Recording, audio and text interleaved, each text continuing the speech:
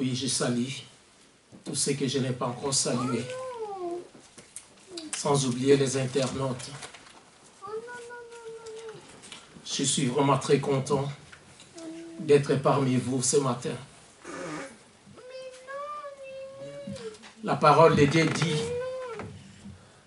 dans l'Épître aux Éphésiens, chapitre 1, le verset 2, que la grâce et la paix vous soient données de la part de notre Dieu le Père et du Seigneur Jésus-Christ.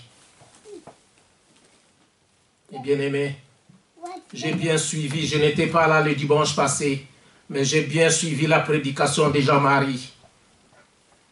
Il a dit notre religion, c'est la religion du cœur. Oui. Aujourd'hui, je voulais parler des caractères.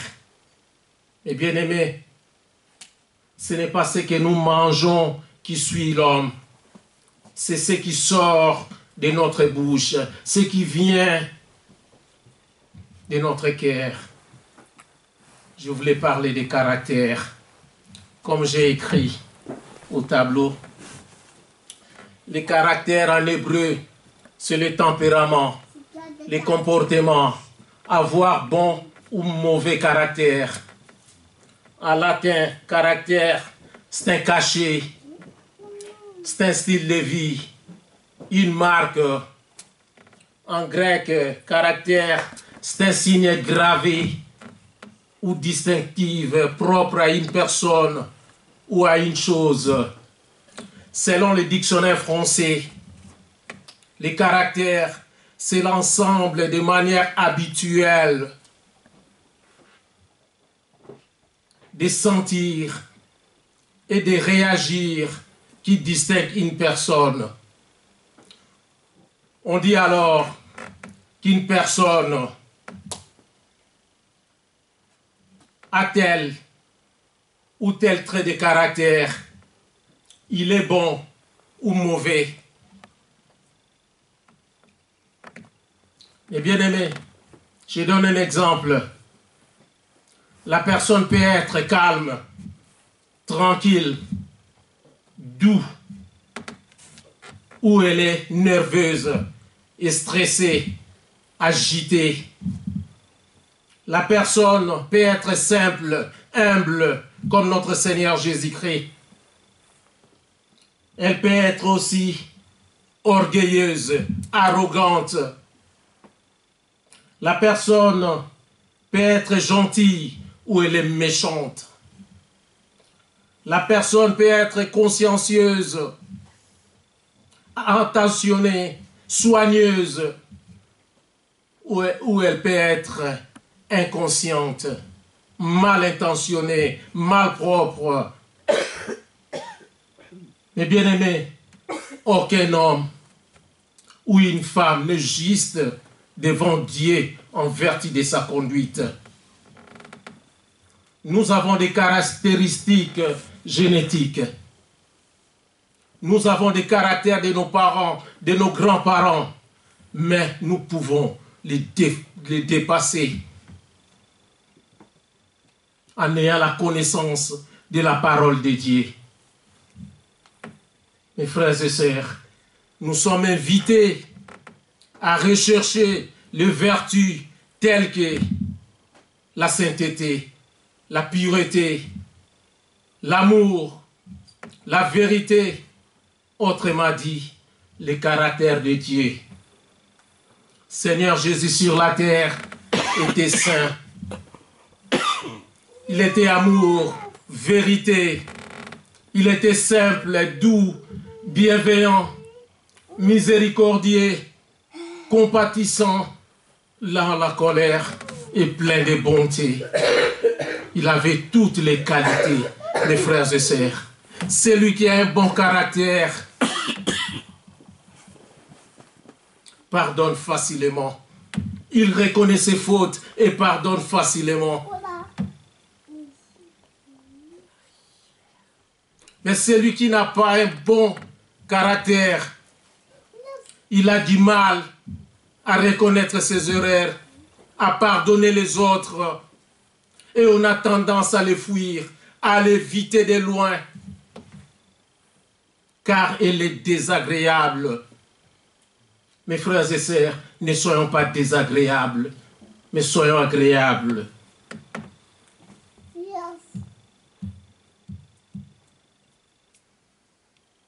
Celui qui a un bon caractère, il est juste, amour, gentil, vérité. Il a toutes les qualités de notre Seigneur Jésus-Christ. Dans la Bible, le livre des Galates est très clair à ce sujet. Nous pouvons lire Galates, chapitre 5, les versets 19,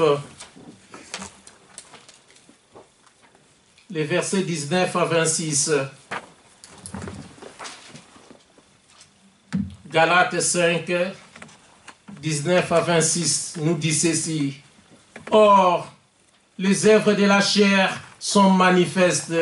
Ce sont l'impudicité, l'impureté, la dissolution, l'idolâtrie, la magie, les inimitiés, les querelles, les jalousies, les animosités, les disputes, les divisions, les sectes, l'envie, l'ivrognerie, les excès de table et les choses semblables.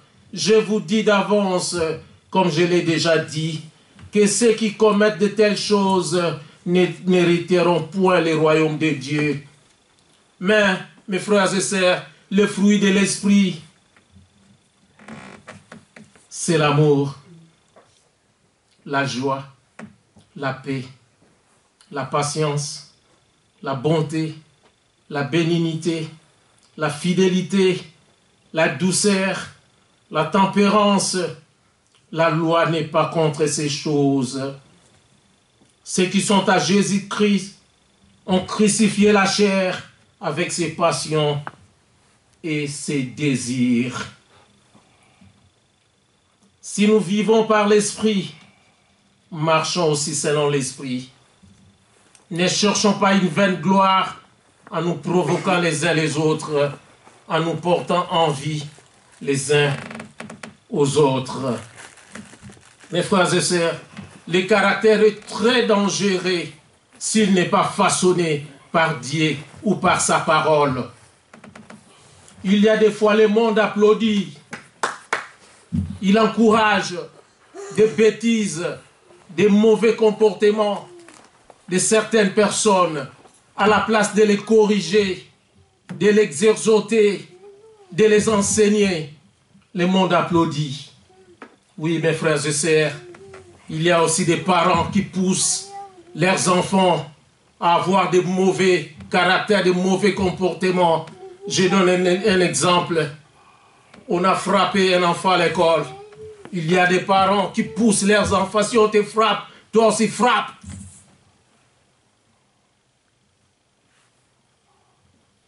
Mais bien aimé, si ton enfant réplique et qu'il tue l'autre, qu'est-ce que nous dirons? Notre Seigneur Jésus a été maltraité, injurié. Il n'avait rien répliqué, mes frères et sœurs. Notre Seigneur Jésus était doux, calme, silencieux. Il a accepté de mourir pour nous, mes frères et sœurs.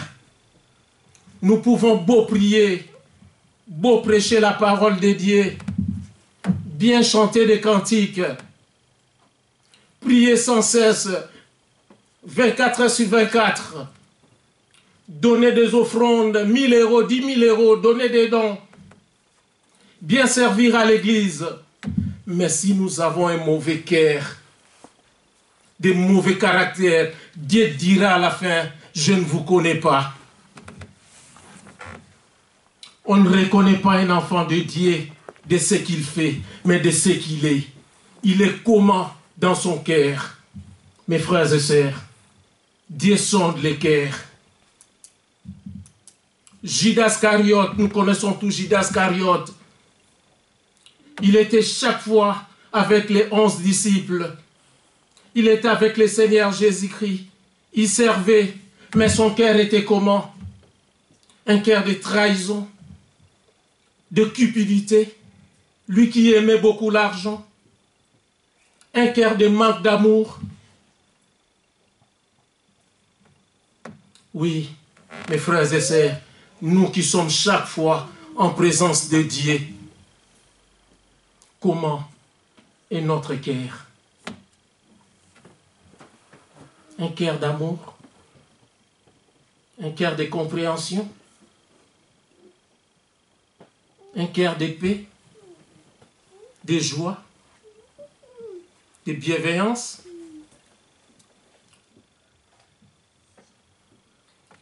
Un chrétien ou une chrétienne doit refléter l'image de Jésus-Christ. Nous devons produire les fruits de l'esprit que je viens de citer. Nous devons être une influence positive afin d'attirer les autres qui ne connaissent pas Dieu. Les autres qui ont déjà abandonné. Nous devons les attirer avec notre comportement, notre caractère, mes frères et sœurs. Nous devons marcher de sanctification en sanctification, de progrès en progrès. L'homme est prêt à changer et à évoluer. Écoutons ce que l'Épître aux Éphésiens, chapitre 4. Éphésiens 4.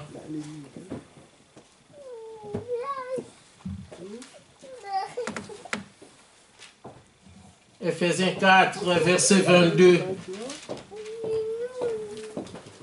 à 32 nous dit ceci.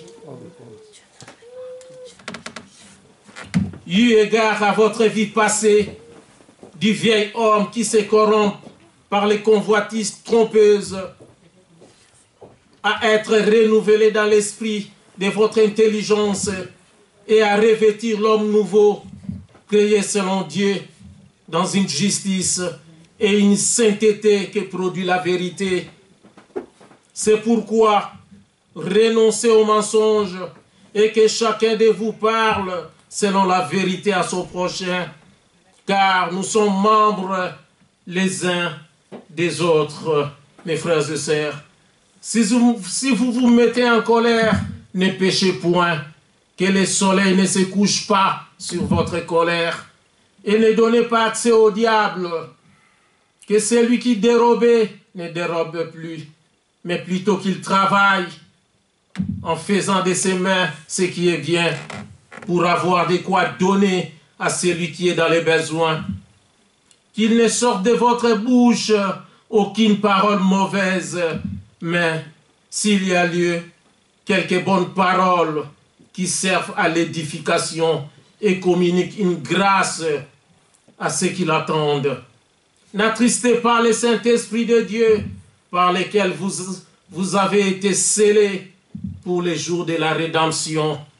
Que toute amertume, toute animosité, toute colère, toute clameur, toute calomnie et toute espèce de méchanceté disparaissent du milieu de vous. Soyez bons les uns envers les autres, compatissants, vous pardonnant réciproquement comme Dieu vous a pardonné en Christ Jésus. Oui, mes frères et sœurs, quel caractère avons-nous? Quel comportement avons-nous? Celle de l'abandon? Au moindre petite remarque, on se donne congé, on ne vient plus à l'église, au culte. Quel caractère avons-nous? Le caractère d'impudicité? Oui, c'est vrai, nous avons les gènes de nos parents, les caractères de nos parents. Mon père avait des femmes, mais moi, je mourrai avec une seule femme pour la gloire de Dieu. Amen. Suivons l'exemple de notre Seigneur Jésus-Christ. C'est lui notre modèle, notre marque, notre style de vie. Nous devons devenir comme le Christ Jésus parce que nous avons son nom. Nous sommes des chrétiens. Les non-chrétiens viennent du Christ. Pourquoi marcher dans les ténèbres, mes frères et sœurs? On reconnaît un bon chrétien par son caractère, son comportement. En recevant Jésus-Christ comme Seigneur et Sauveur et en étant baptisé pour le pardon des péchés et pour recevoir les dons du Saint-Esprit, nous avons revêtu Seigneur Jésus-Christ. Nous avons ses caractères, ses comportements. Mais pourquoi nous n'avons pas l'amour? Pourquoi nous n'avons pas la joie? Il a tout accompli pour nous sur la croix. Mes frères et sœurs, le caractère, c'est la vie intérieure de l'homme. Il doit refléter la nature terrestre. Dieu nous a créés à son image et selon sa ressemblance. Mes frères et sœurs, Adam et Ève dirigeaient tout. Ils dominaient sur tout. Mais dès qu'ils avaient commis le mal,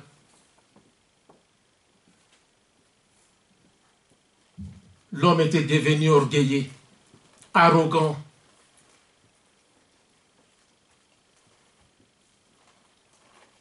Notre ancêtre Adam dit à Dieu, c'est la femme que tu m'as donnée. À la place de demander pardon de leur faute, il accuse sa femme indirectement. L'homme est devenu désordonné, désorganisé. Il commence à fuir Dieu. Mais Jésus-Christ est venu influencer nos caractères. Il est venu nous sauver, mes frères et sœurs. C'est Jésus-Christ notre gloire, notre victoire. Matthieu chapitre 5, le verset 48 nous met dans la ressemblance de Dieu en disant « Soyons donc parfaits comme votre Père Céleste est parfait. » C'est ça que nous devons être.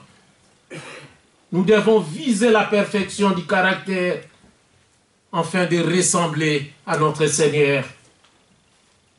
Tout cela s'est fait petit à petit. Le Saint-Esprit est là pour nous aider, pour nous transformer, mes frères et sœurs. Ne doutons pas, le Saint-Esprit est là.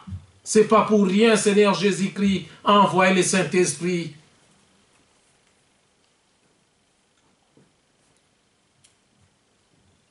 L'apôtre Pierre faisait beaucoup de fautes car il n'avait pas encore reçu le Saint-Esprit.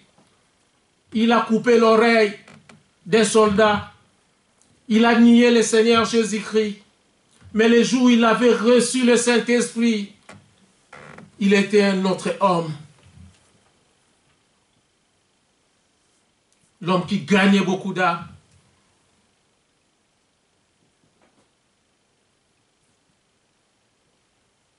Saul de Tarse aussi, il tuait les chrétiens, il les persécutait. Mais le jour où il avait rencontré le Seigneur Jésus sur la route de Damas, Saul de Tarse était devenu apôtre Paul. Lui qui avait le mauvais caractère de tuer, de maltraiter, il était devenu apôtre des gentils.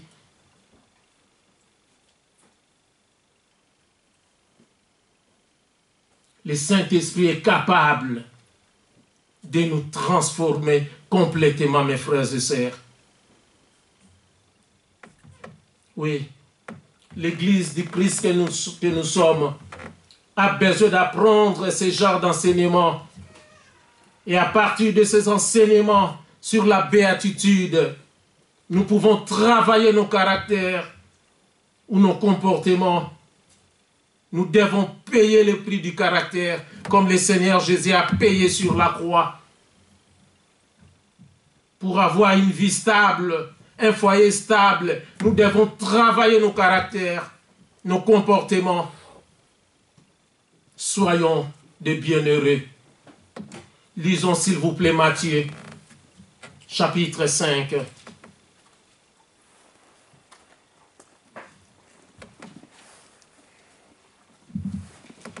Matthieu chapitre 5, les versets 3 à 12.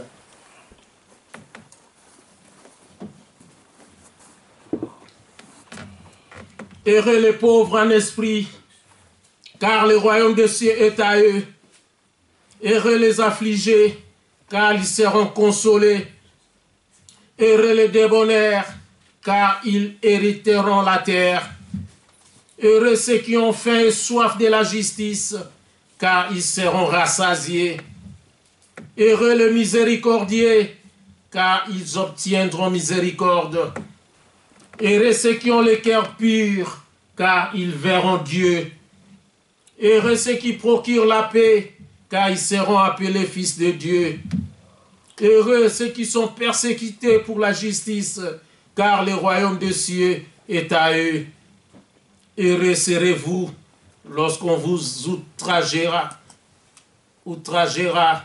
qu'on vous persécutera et qu'on dira faussement de vous toutes sortes de mal à cause de moi. Réjouissez-vous et soyons dans l'allégresse, parce que votre récompense sera grande dans les cieux. Car c'est ainsi qu'on a persécuté les prophètes qui ont été avant vous. Oui, mes frères et sœurs, soyons des bienheureux, les pauvres en esprit. Ce sont ceux qui ont l'esprit d'humilité, des personnes qui s'humilient et se soumettent totalement à Dieu. Mes frères et sœurs, la joie de l'Éternel, c'est notre force. Soyons bienheureux, les débonnaires.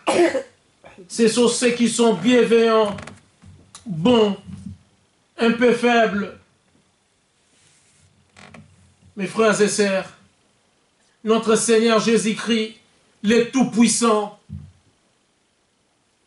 mais il était faible, un peu faible pour nous.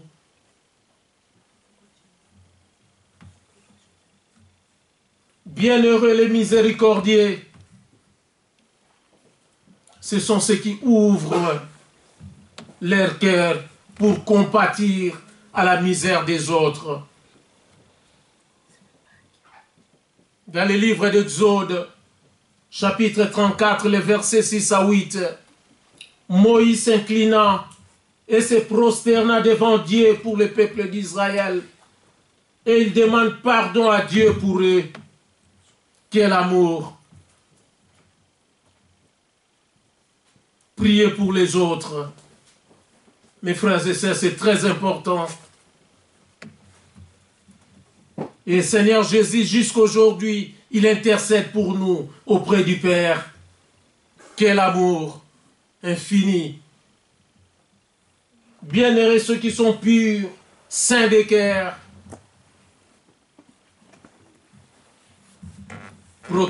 Procurons la paix, mes frères et sœurs, pour être des bienheureux.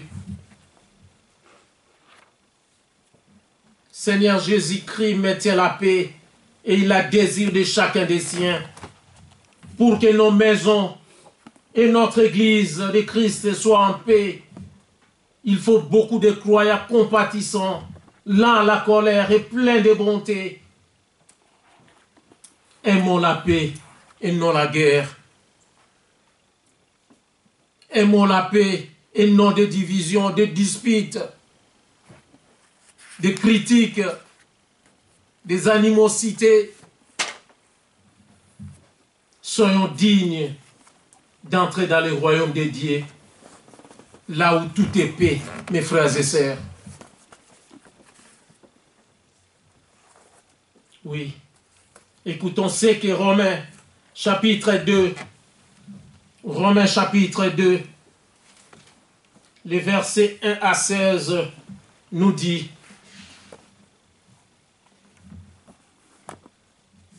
je lis au nom de Jésus-Christ, ô homme, qui que tu sois, toi qui juges, tu es donc inexcusable, car en jugeant les autres, tu te condamnes toi-même, puisque toi qui juges, tu fais les mêmes choses.